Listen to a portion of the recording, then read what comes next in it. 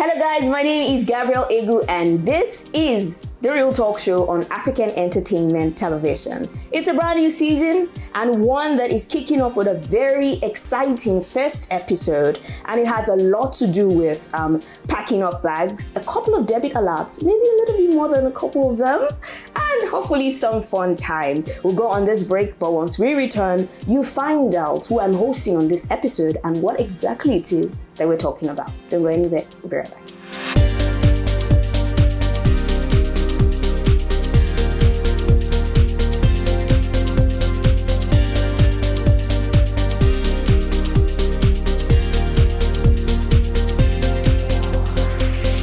Now, we live in a very fast-paced world. A lot of times, people feel the need to slow down, take a break from their routine, and be intentional about enjoying their leisure time. Even as some folks are big on planning for the future and saving for it, many bother themselves with living in the moment and creating beautiful memories that last a very long time. Travel is one of the ways people are choosing to do this. For some, travel is a way to access global opportunities and green pastures away from home. For others, travel is for the purpose of tourism, to enjoy oneself, explore new places in the time being. And technology has brought us even closer. Now, one can share experiences of their travel with everyone else. Is this good or is this bad? I have right here travel enthusiast, tour operator, to have this conversation with me. Wantor, you're welcome. Thank you for joining us. Thank you, Gabrielle. It feels good to be here. Yes, I was going to ask you, I was going to say that your name is a very interesting one. The fact that it's Wantor, right? Yeah. And I thought it had something to do with, wanderlust, had something to do with touring. I just feel like it's a big coincidence that you're actually doing this, if you get what I mean. Yeah, I totally understand. I know the first time you hear my name, you actually think, oh, it's her business name, it's not her name. That's what I thought. Instagram handle. What's your name? I'm like, oh, my name is Wantor. And like, oh, you're Wantor? You're Wantor? I'm like, yes, I'm Wantor. So it feels really good because I remember the first name I wanted to go for. People were like, no, but your name is Wantor. Just add a U and you get Wantor. Perfect. So you know what I mean? Yeah, it's just perfect for what I do. Yes. Let's talk about what you do. I think what you do is very interesting. And let's talk about the fact that you say you are a tour operator.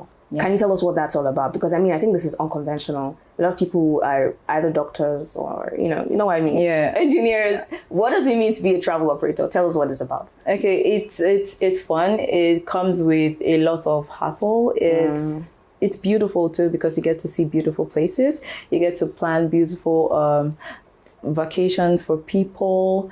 My job is basically planning trips for people, helping people see destinations and also experience life from home, like away from home rather. Yeah. And doing this job has been amazing. Okay. It's been great. I know how I started. I was working a 9 to 5 and then I just felt like, you need to go places, you need to travel, you need to do other things. And okay, how am I supposed to do this? Obviously, travel is expensive. Tell me about it, honestly. It's really expensive. It's really expensive. And dollar is not smiling. So I planned a trip within Nigeria to Akwa Ibom, and nobody actually signed up. Wow. Nobody signed up. And I just kept pushing. I had one name. I can't even remember the name. That's the funny thing. And then someone said, okay, try Wantor. Just add a U to your name.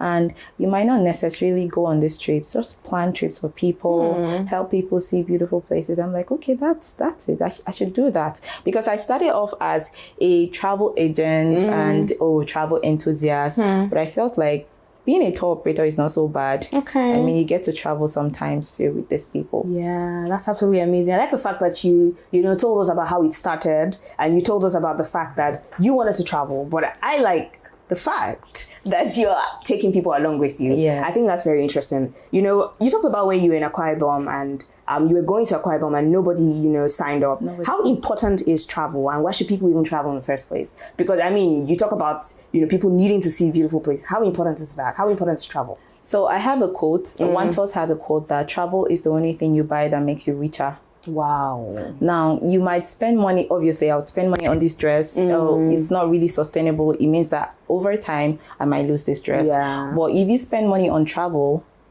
you would go back home with memories. You're going to learn new culture. You get to meet new people. You get to network. Trust me, if you don't use that connect now, you're going to need that connect in future. So I feel like travel is very expensive because you get to learn and you get to go back home with a lot of connections, a lot of experiences, history, knowledge. So travel is worth all your penny, everything in the bank. Please, you need to say that again. You know why? Because, I mean, spending that amount of money, people want to hear what you're just saying right now, that it's worth it in the end. It's worth it. Okay, so tell us about one of your most exciting travel experiences. You know, you've spoken about how good it is for people. What's one you remember so well, and, you know, what happened, you know, during that travel? I actually have a very interesting trip, and it was to Benin Republic. Just behind, just right here. Yeah, it was really exciting. It was a girls' trip, and I almost never made that trip. We had the hassle from Nigeria to Benin, but when we got to Benin, and we decided not to go to the most popular place, which is obviously Casa del Papa. I feel like everybody who goes to Benin Republic goes there. Like, oh, Ouida. And we're like, oh, let's explore the Somewhere city. else. Yeah, Okay. let's explore Cotonou. Let's go to Babstock. And it was beautiful. We had an amazing time. And on the day we wanted to go back home, we're like, please, can we extend our stay? Because we had an amazing time. We got to see people differently. It just feels like the French culture is a bit different and diverse from our culture. And it was really beautiful to experience that with other people. So yes, Benin Republic has to be it. Okay. You talk about traveling with other people. What do you think about solo travel? Do you think it's a good idea for people to travel solo? Okay. It's not bad. It's not bad. Yeah, it's not bad. If you feel like solo is for you, then it's fine, because if you're traveling alone, it gives you liberty to do what you want to do on that trip. But if you're traveling with people, obviously other people's oh, I need to be here. Yeah. No, we can't waste time here. I cannot go here. It kind of influences like what you do. What you do eventually. Yeah, but if you're traveling alone, you get to pick, oh, I need to be here, and you go there, and you can decide to go to places that other people are not going to find comfortable. So I think for some people, yeah, I have a friend who travels solo. She doesn't do, she'll tell you, if I want to travel, I'm going to go on my own. Yeah, she travels solo. So that's the thing, because traveling solo, I think the good part about traveling solo is you can say, I'm saving money to go here. You save your money and you go. But when you're with a group of people, you kind of have to bank on everybody. Are you ready to save? Yeah. Are you ready to make this investment and all of that? So it's harder. But for me, I feel if you travel solo, who's going to take your pictures? If you travel solo, the more the merrier. We have tripods now. You're right. You're right. But then again, solo travel is very expensive. It's very, very expensive, because now if you're traveling with someone, you get to split the bills. Oh, we're staying in this hotel. Okay, we're sharing a room or something. Exactly. If it has to come to that. Okay, so I'll talk about the fact that everybody talks about travel, and I like the fact that you mentioned Benin Republic, which is very close to Nigeria, where we are now. But people don't really embrace local travel. I'm talking about within, among the states in Nigeria, within Nigeria, and part of it is because of the insecurity that we're having, in certain parts. But also, even within Africa, some people complain about how, expensive it is. It's sometimes cheaper to travel outside of the continent than within. Some of these are the things, but what do you think about, people embracing more local travel? Do you think it's something that people should do? Yes, I think it's something that people should start doing, because people don't even like to travel within Nigeria. You tell them, oh, there's a trip to Benin Republic and there's a trip to Obudu, and they'll tell you, I'd rather go to Benin Republic. Yeah. I totally understand that, we have insecurity and sometimes the trips are always very expensive, but Obudu is very beautiful. Yeah, right? Akwa Ibom is very beautiful. Bauchi is very beautiful. Bauchi. Yes, Bauchi is very beautiful. Okay. So I might not get the type of experience I'll get in Bauchi when I travel to Benin Republic.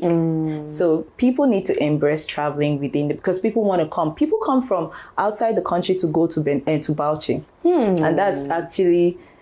I told my friends recently that please, I would like us to go to Bauchi.